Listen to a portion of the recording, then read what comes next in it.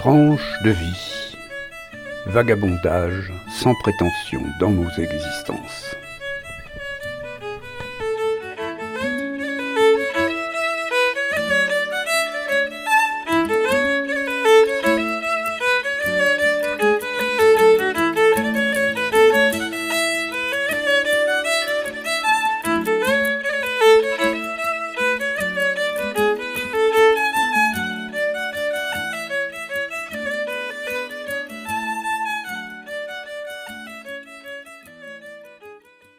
Chers auditeurs de Radio Libre en Périgord, nous sommes aujourd'hui au foyer des jeunes travailleurs de la ville de Périgueux, en présence de Brigitte Raymond, travailleuse sociale, et de Mathieu Oudus, qui dirige ce foyer.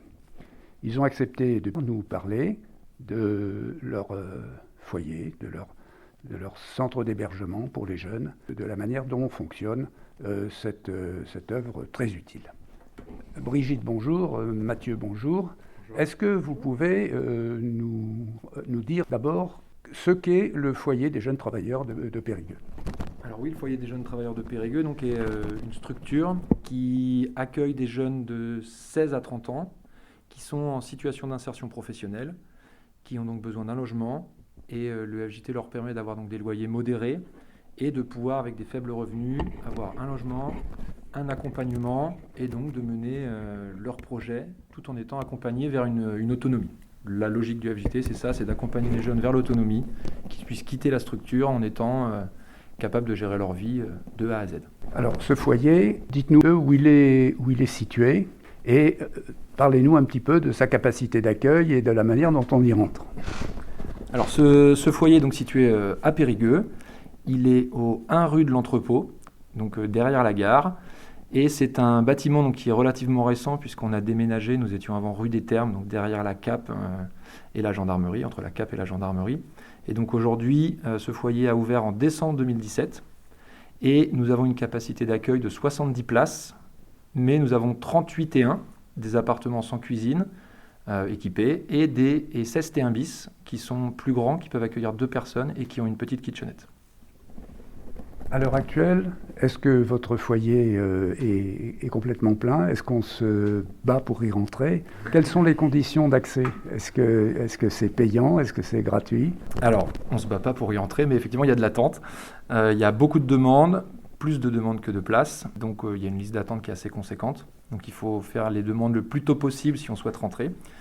Et donc, c'est une structure qui propose donc des logements, donc effectivement, c'est payant. Et les conditions d'entrée sont donc avoir entre 16 et 30 ans, avoir des revenus qui permettent de vivre au FJT et d'assumer les charges de la vie quotidienne et celles liées au logement, avoir un projet d'insertion et être en capacité de supporter, entre guillemets, la dimension collective du foyer qui reste relative puisque les logements sont quand même, c'est des logements, on est seul dans son logement ou à 2 mais on l'a choisi.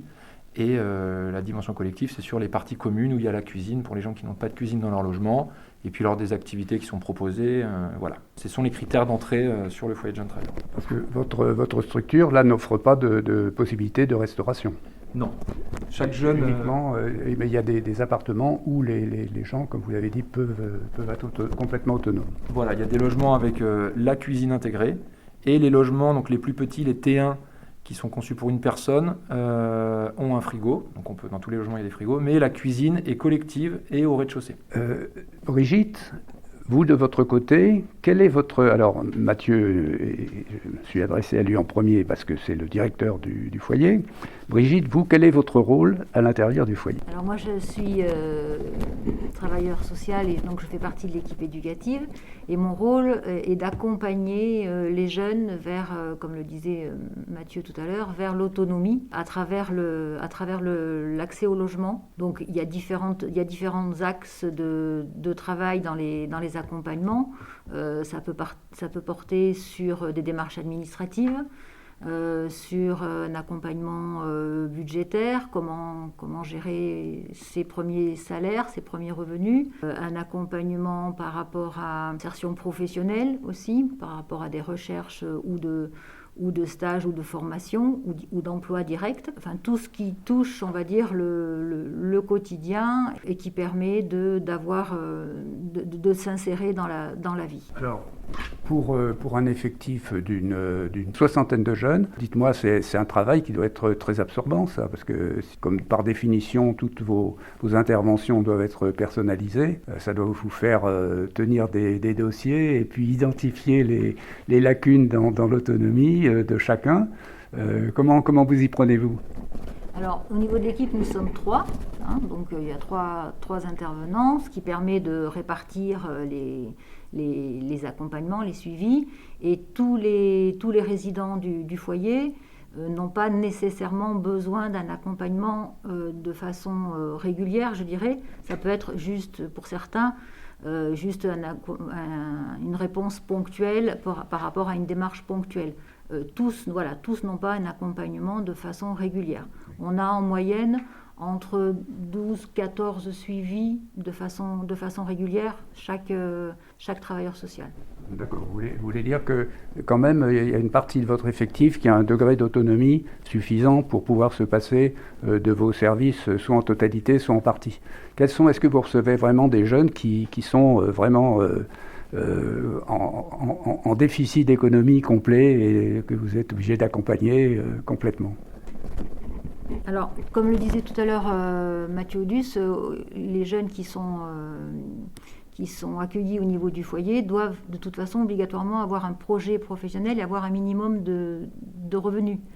Donc sur le plan économique, ils ont forcément des ressources, que ce soit par le biais d'un travail, par le biais d'une formation, par le biais d'un apprentissage ou autre. Ils ont un minimum quand même de ressources. Donc certes, ça varie selon la situation. Et la difficulté, justement, est de les amener à gérer leurs ressources, quelles qu'elles soient. Le minimum peut être de à peu près, on va dire, 400 ou 450 euros, à ceux qui ont un salaire, à un SMIG.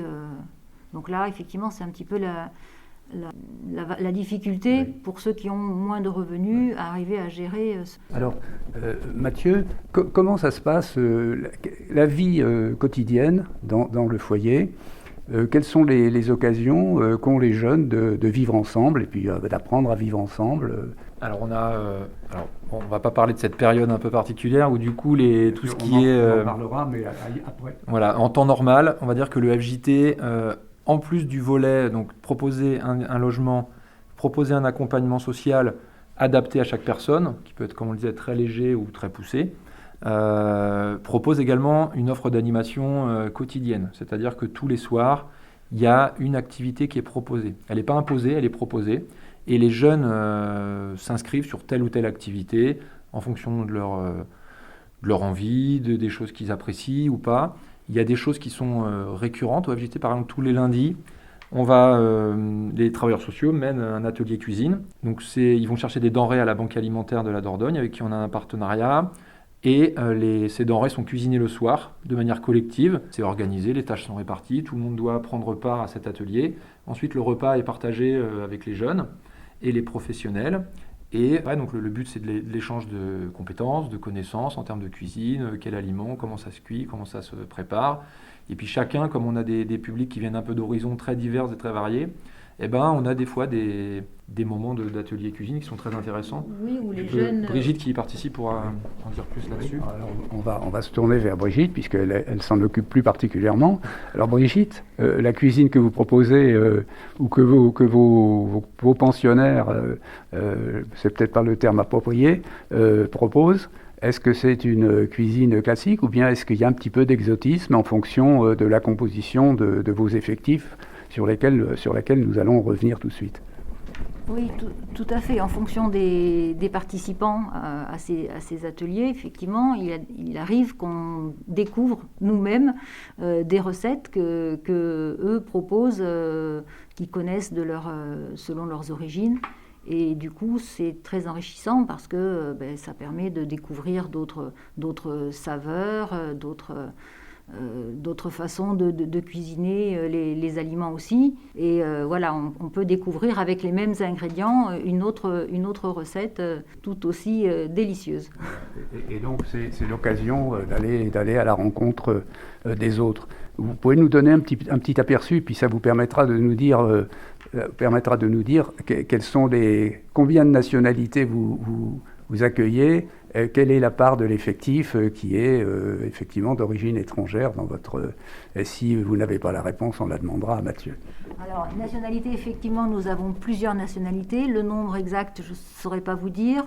Je peux vous en citer quelques-unes. On a des jeunes Guinéens, on a des jeunes Afghans, on a des jeunes Maliens, des jeunes Pakistanais, Érythréens, Éthiopiens. Je dois en oublier, mais enfin bon, voilà, c'est quand même assez cosmopolite.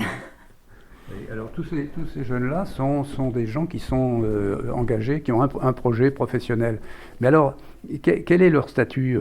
Est-ce que ce sont des gens qui sont venus en France et qui ont demandé l'asile politique et qui l'ont obtenu, ou bien est-ce que ce sont des gens qui sont en recours parce que leur demande n'a pas abouti initialement?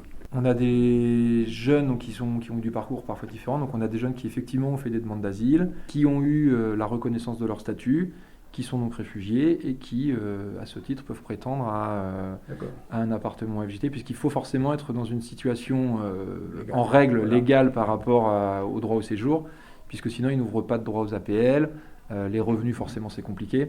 Donc les gens qui sont au FJT sont forcément en règle par rapport au droit au séjour. On a des réfugiés, on a des gens qui ont la protection subsidiaire, on a des gens qui ont des titres de séjour. C'est la majorité des situations qu'on a par rapport au public étranger. Et ça, alors je reviens à la question que je voulais poser à Brigitte. Ça représente quelle part de l'effectif des gens qui sont dans cette situation par rapport on va employer l'expression consacrée aux Français de souche. Là, comme ça, effectivement, j'ai pas les chiffres exacts en tête, mais je dirais une vingtaine de personnes, environ, 20-25. C'est-à-dire à peu près un gros tiers. Un gros tiers. Et c'est, en tout cas, voilà, c'est très enrichissant sur le collectif d'avoir des publics très variés, puisqu'on a une obligation de mixité, sur ce que je ne vous ai pas dit tout à l'heure, mais on a une obligation de mixité sur le FJT, que ce soit des hommes, des femmes, des gens en CDI, des gens en apprentissage, des gens en scolarité, des gens en garantie jeune.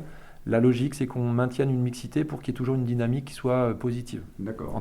Alors justement, dans la mixité, il y a la parité. Alors la parité, elle est comment? Alors la parité, elle n'est pas du tout à 50-50, puisque j'ai beaucoup plus de demandes de jeunes hommes que de jeunes femmes.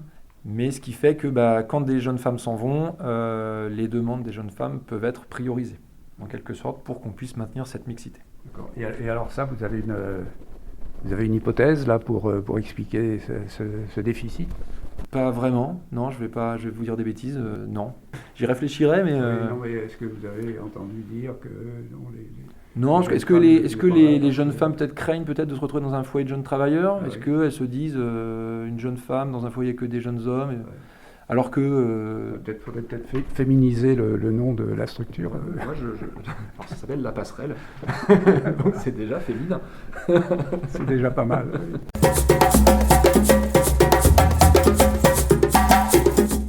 RLP et le monde est à vous.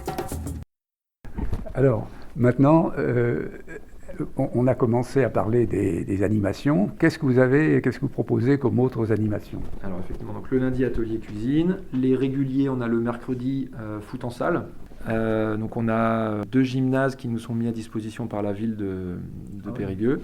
Donc le mercredi, un gymnase où on fait foot en salle, et le jeudi soir, un autre gymnase où on peut faire badminton, basket, du volleyball, enfin voilà, d'autres sports. Et après, ça c'est vraiment les activités qui sont fixes. Et après, sur les jours restants et sur les week-ends, on va proposer des activités culturelles, parce qu'on a des conventions avec l'Odyssée.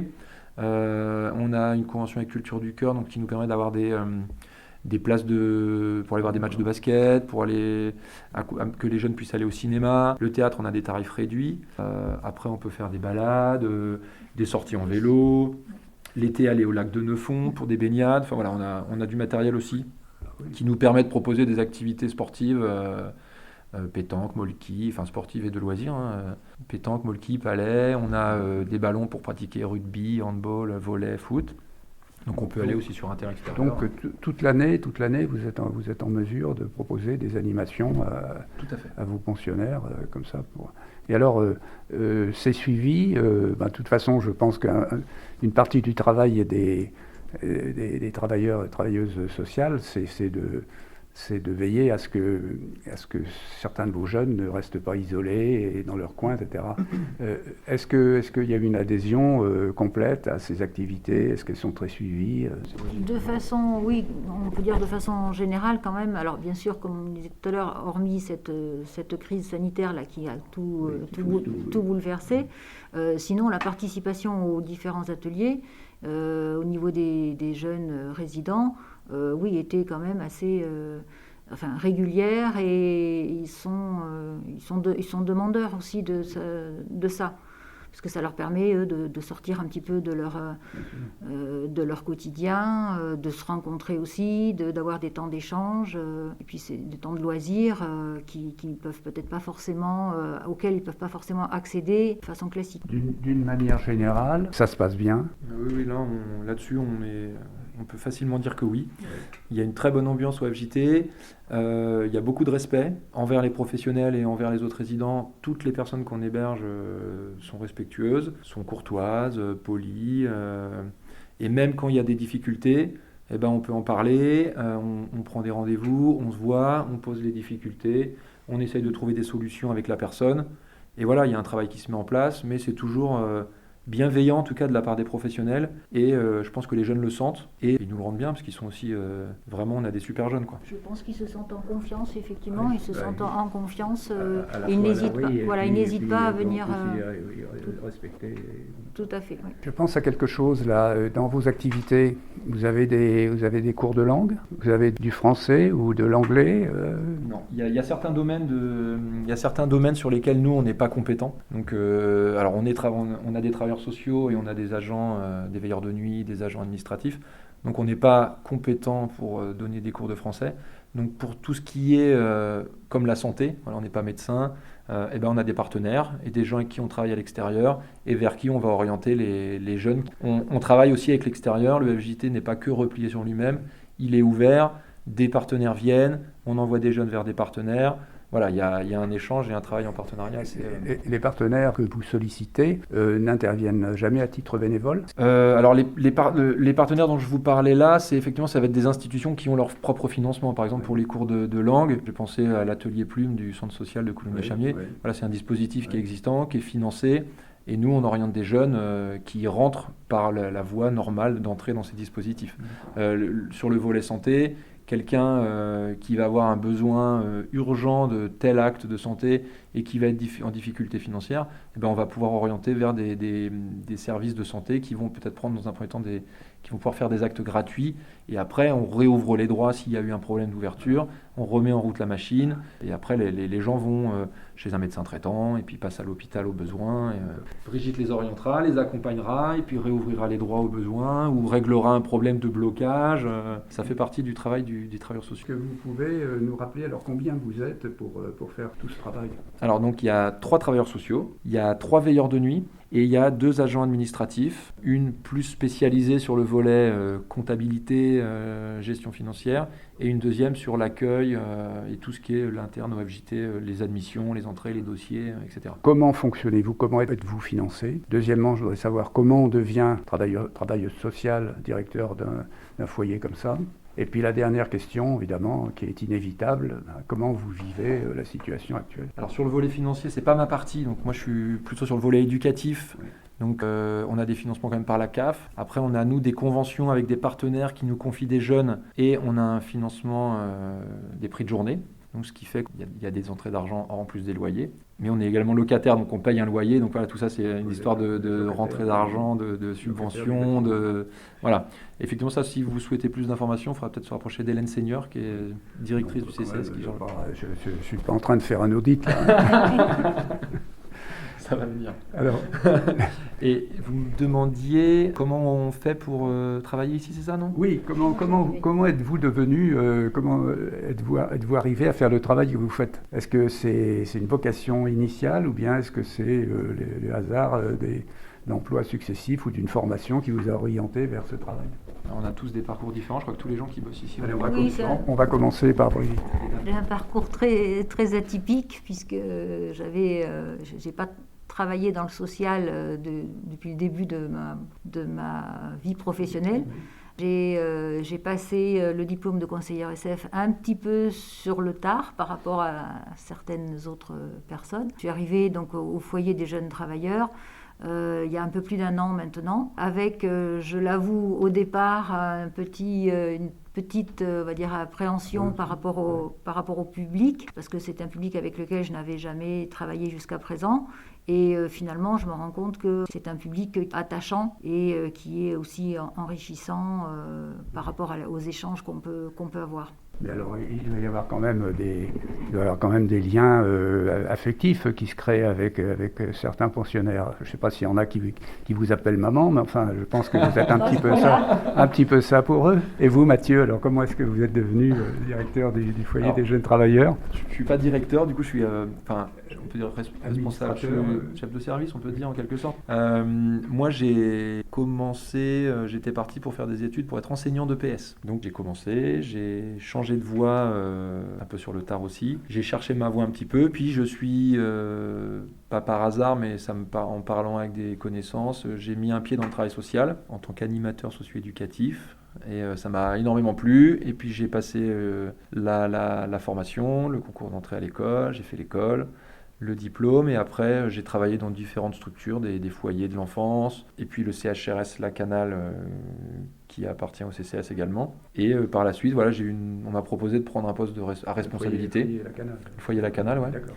Donc on m'a proposé de prendre des responsabilités que j'ai acceptées. Et puis du coup maintenant j'ai le CHRS La Canale, la maison relais des Berges de Lille et le foyer de jeunes travailleurs. Ah bon, parce que vous occupez de ces trois structures. Oula, mais ça vous laisse un petit peu de temps, ça me permettra de vous poser une ultime question à ce sujet.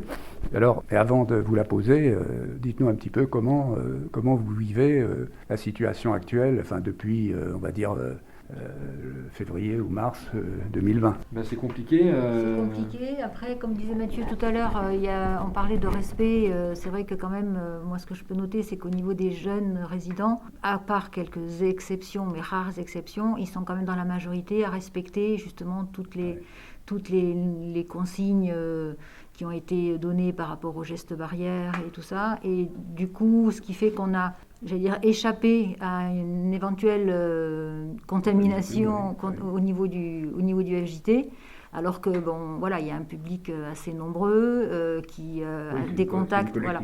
Malgré tout, on a, avec le respect de ces consignes, on a échappé au pire, je dirais. C'est ça. Et là, Mathieu va peut-être pouvoir nous dire, ou peut-être vous, parce que vous êtes peut-être mieux placé que lui, mais est-ce que vous sentez qu'il y a une lassitude et puis que les conditions de vie commencent à peser un petit peu sur vos pensionnaires? Le souci, si je peux me permettre, c'est on a fait appliquer les gestes barrières, et puis en temps de confinement, pas de visiteurs. Les jeunes, ils ne devaient pas aller d'un appartement à l'autre, etc. Ouais. Donc ça a été effectivement compliqué au niveau isolement, quoi, et le lien social était du coup réduit à son minimum. Et là encore aujourd'hui, les visiteurs extérieurs sont interdits. Oui, donc ça, les jeunes, ça leur pèse énormément, et c'est compliqué. Autant ils jouent le jeu sur le masque, ils font attention dans les espaces communs, même si nous on est toujours à faire de la pédagogie et à rappeler, parce que voilà, ça fait partie de notre travail. Mais ce qui leur pèse beaucoup aujourd'hui, c'est l'interdiction d'accueillir des amis sur leur logement. Donc ça, c'est des choses, on avait jusqu'au 20 janvier où on attendait de voir comment ça allait se passer. Donc là, on est encore dans l'incertitude. On ne sait pas, parce qu'on est partagé entre permettre à nos jeunes de recevoir leurs amis et les protéger aussi. Donc c'est un dilemme pas simple à régler. Donc là, on attend de voir ce qui va se passer. On attend les consignes nationales et puis on s'adapte. Est-ce que vous avez l'impression, est-ce qu'ils vous parlent du handicap que leur vaut la situation actuelle dans leur projet professionnel, par exemple? Ah oui, bien sûr, on a des jeunes qui se retrouvent dans des situations très compliquées par rapport au travail, puisqu'il y a des jeunes qui ont toujours été dans des emplois. Ils renouvelaient par exemple un jeune qui a un titre de séjour qui doit renouveler. Ah oui, alors il est obligé de justifier d'une activité. D'accord. Sauf que aujourd'hui, il y a certains secteurs tels que la restauration collective, toutes ces choses-là, où les jeunes recherchant un emploi sont coincés. Et là, du coup, ça devient compliqué. Ça ferme des portes. Voilà, et on peut se retrouver avec des situations qui sont complexes à gérer.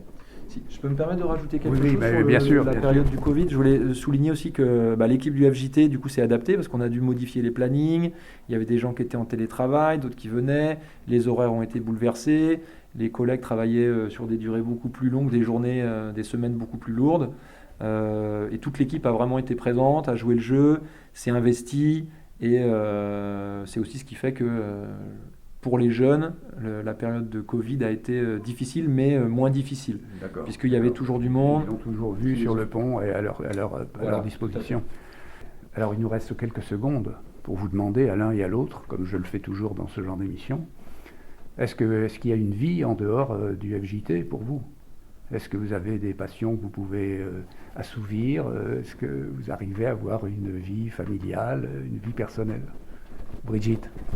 Oui, bien sûr, et je dirais même que c'est nécessaire, justement, pour ne pas se laisser trop happer par les différentes difficultés et problématiques que rencontrent ces jeunes.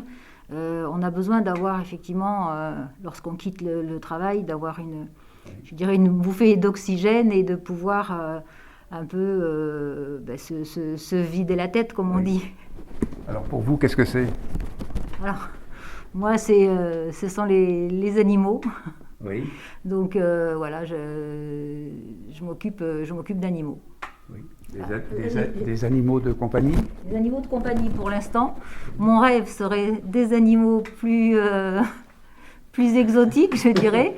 Mais bon, ça. Comment ça? Des pitons, des varans? Non. En fait, j'aimerais pouvoir aller en Afrique. Dépêchez-vous. Oui, c'est pour ça. Ça reste dans le domaine du rêve. Très bien. Peut-être que, vous savez, on est en train de sauver la faune sauvage d'Afrique en la réimplantant en Europe. Alors, vous aurez peut-être l'occasion de vous en occuper. Et Mathieu, alors, vous, comment est-ce que vous arrivez à décompresser en dehors de vos activités ici? Moi, j'ai aussi la famille, mes enfants, mon ami, et puis moi, j'ai une passion pour la musique. Donc, sur mon temps... En plus du sport, alors voilà, le sport, j'ai un peu arrêté. Pour être honnête, j'ai arrêté la fac de sport, j'ai arrêté le sport en même temps. Je ne pourrais pas l'expliquer, mais c'est comme ça. Mais en tout cas, je fais de la musique. Donc moi, j'en fais moins qu'avant, j'ai moins le temps.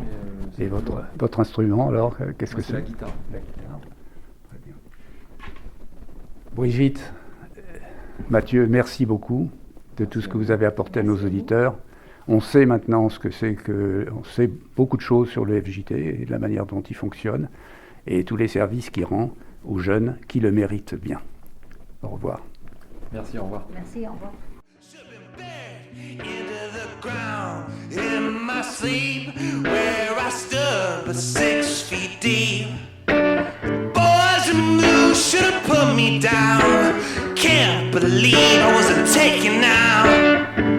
I've been a fool like this before, but I can't keep running out like this no more. No, Supreme. It's a miracle. C'était Tranche de vie, une émission proposée par Jean-François.